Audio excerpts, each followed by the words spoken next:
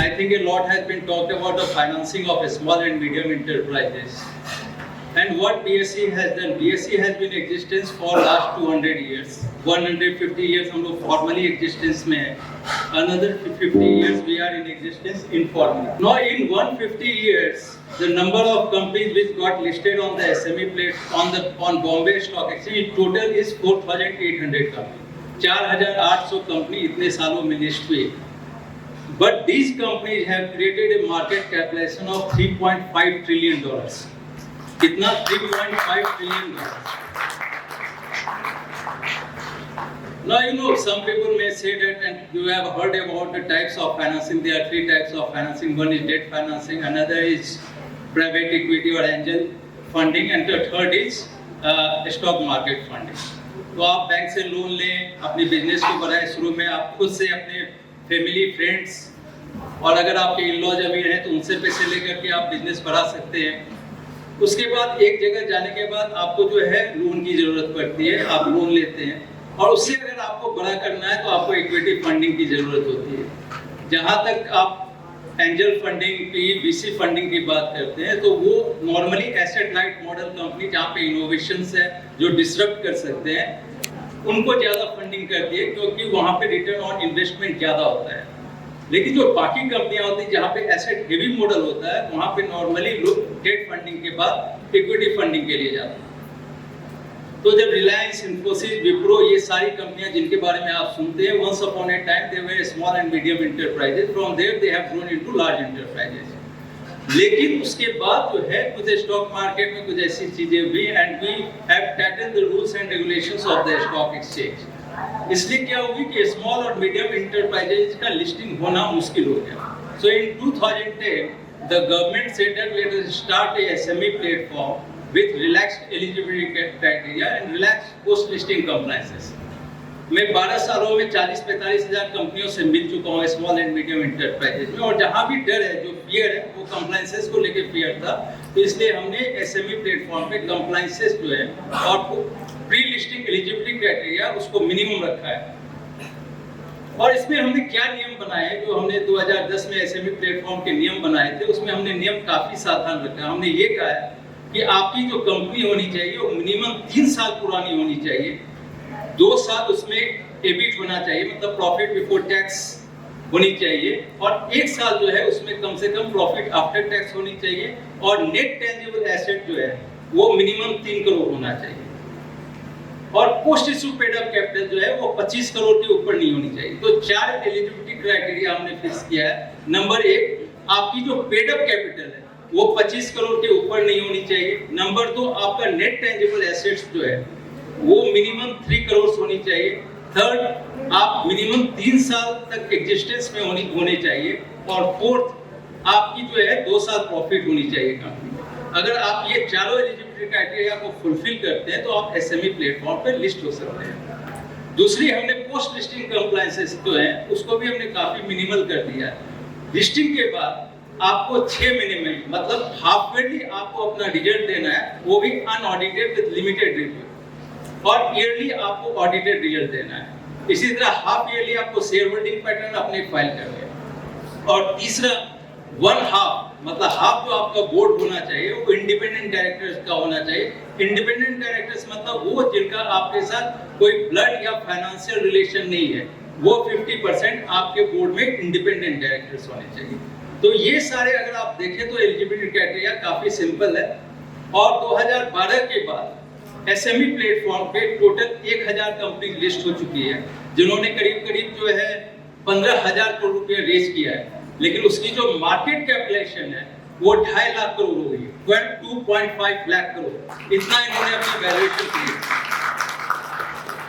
अब ये 40-45 हज़ार कंपनियों से जो हम मिले, उनकी बैलेंस शीट जब हमने देखी तो मैं आपको बताता हूँ 95% कंपनियों में हमने ये देखा कि टर्नओवर जो था वो 10 करोड़ से लेकर 600 करोड़ था, जबकि प्रॉफिट जो था वो 2 लाख से लेकर के 3 करोड़ पे सिमट जाता था. Now there were various reasons. One of the reason was कि प्रॉफिट नहीं हो पा रहा है, और दूसरा कंपनी के ऊपर काफी ज्यादा लोन लेकर के रखा हुआ है. और मुझे कभी-कभी ये नहीं समझ में आता है कि कंपनी के प्रोमोटर्स लोन की सर्विसिंग के लिए काम कर रहे हैं कि बिजनेस को एक्सपैंड करने के लिए काम कर रहे हैं. तो लोन लेना बुरी बात नहीं है, but excess of anything is bad, अति सर्वत्र वर्जित। अगर आपने काफी ज्यादा लोन बुक्स पे ले लिया है तो वो भी प्रॉब्लमेटिक है, आपको लोन लेना नहीं चाहिए। तो आप लोन और इक्विटी के द्वारा अपनी कंपनी को बैलेंसिंग कर सकते हैं। फाइनेंशियल लिटरेसी की जो बात हम करते हैं वो इसीलिए कहते हैं क्योंकि आप फाइनेंस नहीं जानते हो। हमने कितने सारे प्रमोटर से पूछा कि आपकी टर्नओवर क्या है, तो बोलते हैं वो मेरे सीए जानते हैं, प्रॉफिट क्या है वो मेरे सीए जानते हैं, जबकि वो सबसे इंपॉर्टेंट बात है वो नहीं जानते। तो मेरे ख्याल से सिर्फ बिजनेस नहीं करना जरूरी है, स्मार्ट बिजनेस करना जरूरी है। इस बात में आपको खुशी नहीं होनी चाहिए कि आप जिंदगी भर मैक्रो, स्मॉल और मीडियम एंटरप्राइजेज रह करके आप बैठे हो। आपको ग्रो करना है मैक्रो से स्मॉल, स्मॉल से मीडियम, मीडियम से लार्ज एंटरप्राइजेज, नहीं तो डिसरप्शन रोज हो रहा है, आप किसी दिन फिनिश हो जाओगे। अगर आप मैक्रो की जिंदगी में रहोगे, स्मॉल रहोगे या मीडियम रहोगे, आप फिनिश हो जाओगे। You keep on growing. अब ग्रो होने के लिए बहुत इंपॉर्टेंट है फाइनेंस। फाइनेंस के रास्ते आपके सामने है, एक डेट है, दूसरी एंजल फंडिंग है और तीसरी जो है equity. I think you must explore. और दूसरी चीज जो दुनिया में जितनी भी बड़ी कंपनियां हैं, अगर आप देखेंगे तो ये सारी कंपनियों के बड़े होने का कारण सिर्फ एक था, वो था इक्विटी फंडिंग।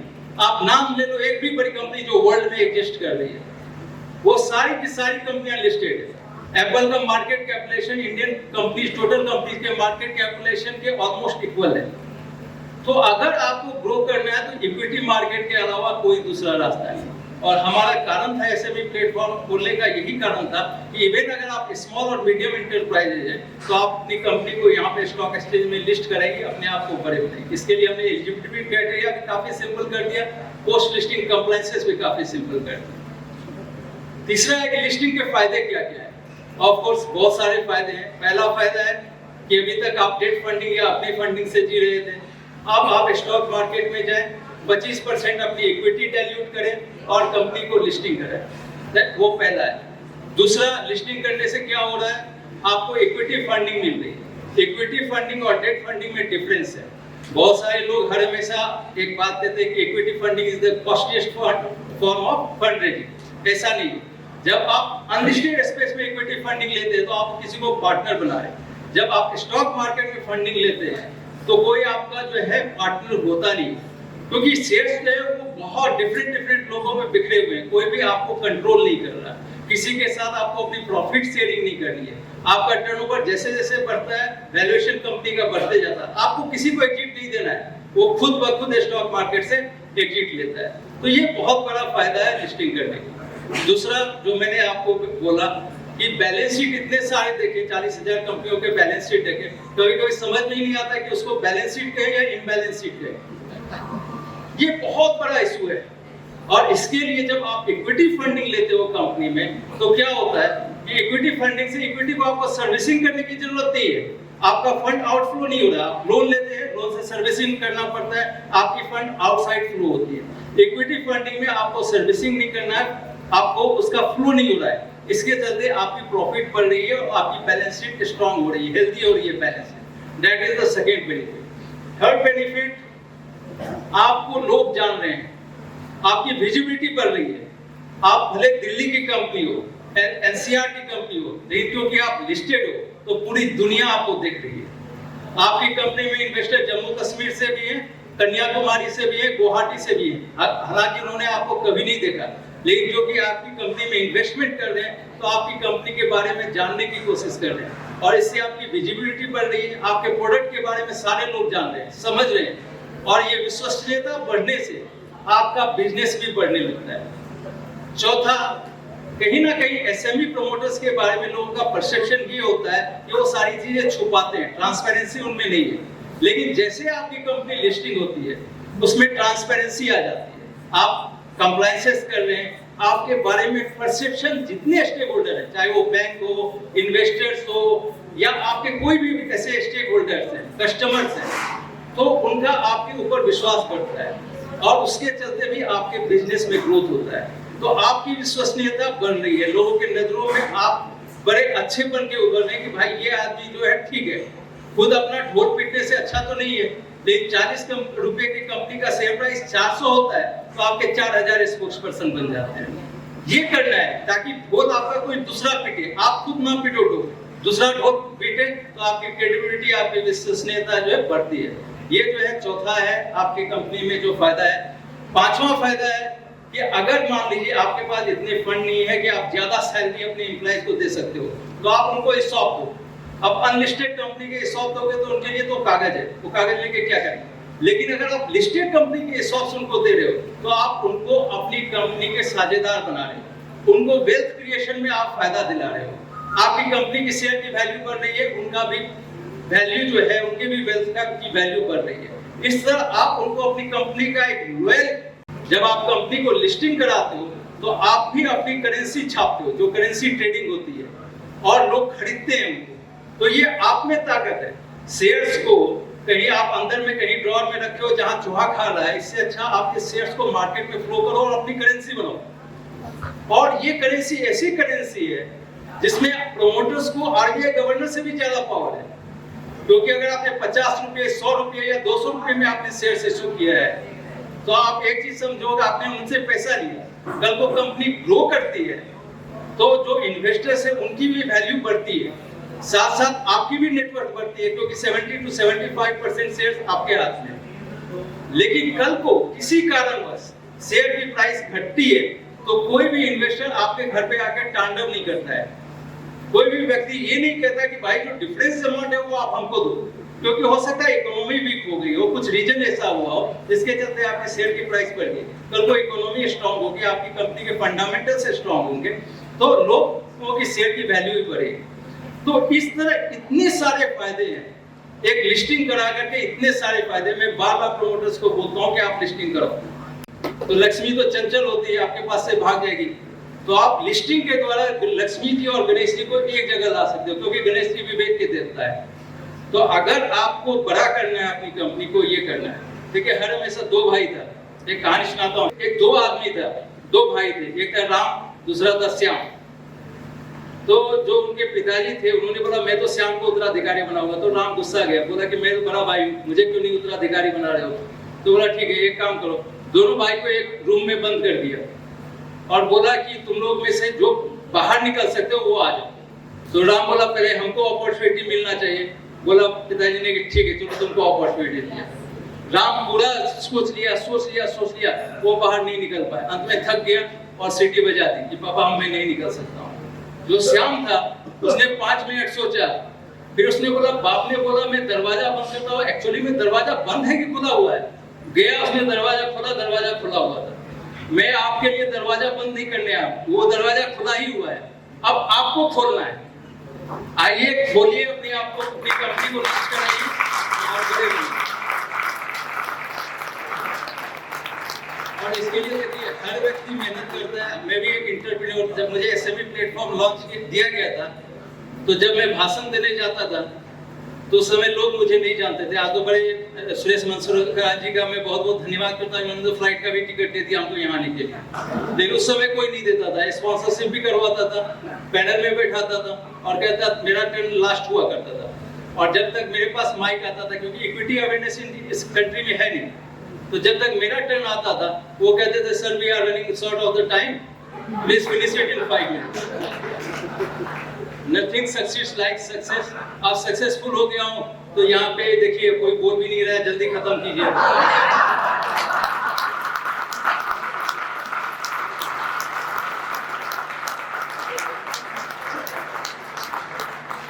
देखिए मैं यही रिक्वेस्ट करता हूँ आप सबको, अपनी कंपनी को लिस्ट कराइए।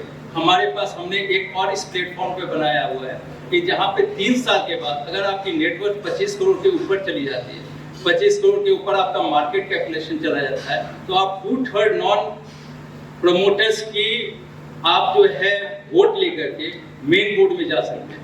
तो आप जिंदगी भर SME कंपनी ना रहे, मेन बोर्ड में भी जा सकते हैं, उसके लिए भी हमने रास्ता बनाया हुआ है। तो आप यहाँ पे आइए, अपने आप को लिस्ट कीजिए। हमारा सिचुएशन क्या है, देखिए अभी क्या है, मेरा सिचुएशन क्या है आप देखिए। आप लोग ये रामायण किसने लिखा था? वाल्मीकि। पहले क्या थे, डकैत थे। तो वाल्मीकि डकैत थे जब, तो एक बार विष्णु जी ने बोला नारद को कि भाई हमको रामायण लिखवाना है, उसके लिए ये व्यक्ति जो है सबसे सही है। तो नारद जी ने कहा भाई ये तो डकैत है, तो बोला तुम उसको सीधा करो। तो नारद जी जिधर डकैत वो रहता था वाल्मीकि, उधर वो आए, तो वाल्मीकि ने क्या किया, उनको बांध दिया और बोला सारा संपत्ति हमको दे दो। तो उसने बोला ठीक है हम सारी संपत्ति तुमको दे देंगे, लेकिन एक चीज करना पड़ेगा। बोला क्या? कि तुम अपने भाई, बंधु, पत्नी, बेटे सबसे पूछो कि वो जो है वो तुम्हारे पाप के भागीदार है कि नहीं। तो बोला ठीक है मैं पूछ के आता हूँ। वो गया, सबसे पूछा आप पाप के भागीदार है? उन्होंने कहा नहीं। तो बड़े विक्षिप्त मन से डिप्रेस्ड होकर के वो आए, नारद को खोल दिया। बोला भाई मुझे इन सब चीजों से विरक्ति हो गई, मैं पाप किसके लिए कर रहा हूँ, तो मुझे बताओ क्या करना पड़ेगा, साधु बनना है, संत बनना है, क्या करना पड़ेगा? तो बोला आप राम राम राम राम करो। तो बोला मैंने इतना पाप कर दिया है कि मुझे राम राम कहना ही नहीं आता है। तो बोला क्या कहना आता है? तो बोला मरा मरा कहना आता है। तो बोला मरा मरा कहो। तो मरा कहते कहते कहते कहते उनको राम कहना सीख लिए। तो मेरी सिचुएशन वही है, मैं सारे प्रोमोटर्स से मिलता हूँ, कहता हूँ राम राम कहना सीखो। राम राम कोई नहीं कहता है, पहले कोई मरा मरा से स्टार्ट होता है, कोई 2 साल में राम राम कहना सीख जाता है, लिस्टिंग करा देता है, कोई 6 महीने में राम राम कहना शुरू, तो 1 साल में फिर सब अपना अपना रामायण लिख देते हैं। तो यही चीज है। तो हम ऐसे एंटरप्रेन्योर हैं जो आप लोग के भले के लिए घूम रहे हैं। आप लोग इस देश में मैंने 45,000 प्रोमोटर से मिल लिया, पूरा देश घूम लिया। विनोबा भावे भी इतना देश नहीं घूमे होंगे जितना मैंने घूम लिया, और सबको मैंने बहुत बोला। सिचुएशन अजीब होता है, जब तक लिस्टिंग नहीं होती है तब तक सब बोलते हैं आप मेरे भाई हैं, कोई मुझे पिता तुल्य बना लेता है, कोई मुझे इनके तरह मॉडरेटर बना लेता है, कोई तजुर्बा कह के वैसा बना लेता है। जैसे लिस्टिंग होती है उसके बाद किसी का फोन नहीं आता है, क्योंकि सबको मोक्ष की प्राप्ति हो जाती है। एक चीज और आपको मैं कहता हूँ, जब आप लिस्टिंग के, मैंने देखा इतने सारे प्रोमोटर्स को, जब तक वो लिस्टिंग के लिए जाते हैं ना, तब तक उनको सब समझाते हैं कि लिस्टिंग मत करो। सब के सब बोलते हैं कि लिस्टिंग मत करो। जितने लोगों के पास जाते हैं वो कहते हैं लिस्टिंग नहीं करो।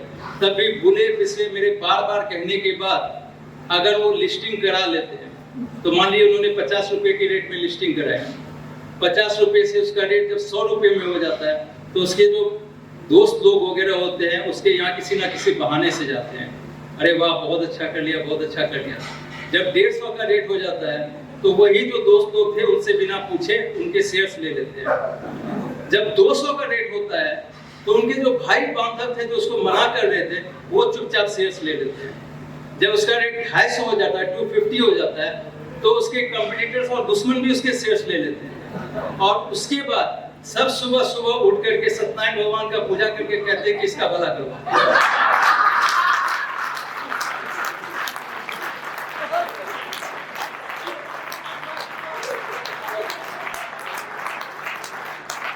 बड़ा सेल्फिश वर्ल्ड है।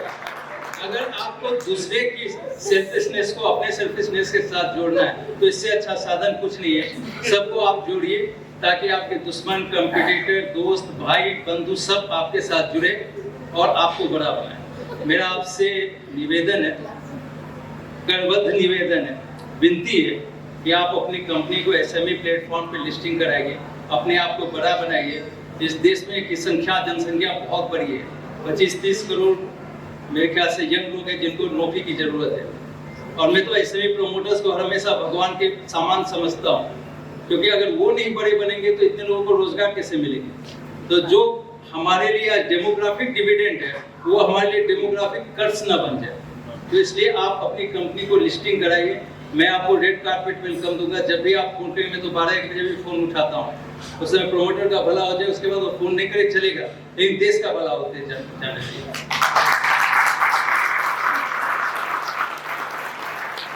मैडम आ रही है, एक दिन इनको भी लिस्टिंग कराना पड़ेगा। ओके, थैंक यू ऑल, बहुत बहुत धन्यवाद। Thanks to you, thank you.